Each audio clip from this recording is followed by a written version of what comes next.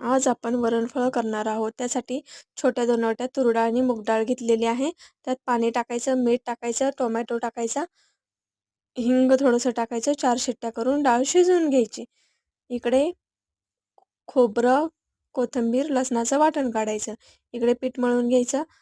अर्धा चमचा हळद, मीठ, 3 चमचे बेसन पीठ, मिरची पावडर अर्धा चमचा, 2 वाट्या गव्हाचं पीठ. असं छान असं घट्टसर गोळा मळून घ्यायचा. पातळ करायचा नाही, घट्टसरच ठेवायचा गोळा.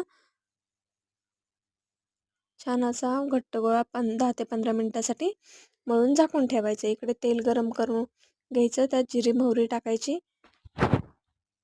कढीपत्ता टाकायचा, वाटलेलं वाटण टाकायचं, छान असं परतून घ्यायचं.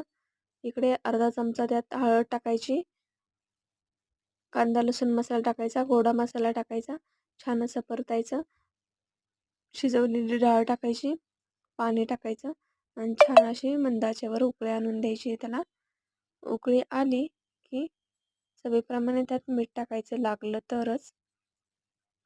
एक चपातीच्या आकाराचा गोळा घ्यायचा, तो असा छान जास्त जाडही नाही पातळही नाही, मिडियम साईजचा लाटायचा. दोन्ही बाजूने त्याला तेल लावायचं आणि त्याच्या चौकोन आकारामध्ये काप करून घ्यायचे आणि ते उकळत्या वरणामध्ये सोडायचे.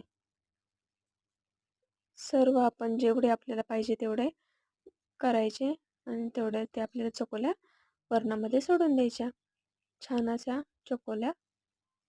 चकोल्याही म्हणतात आणि वरणफळही म्हणतात त्याला. छान असं वरणफळ तयार होते.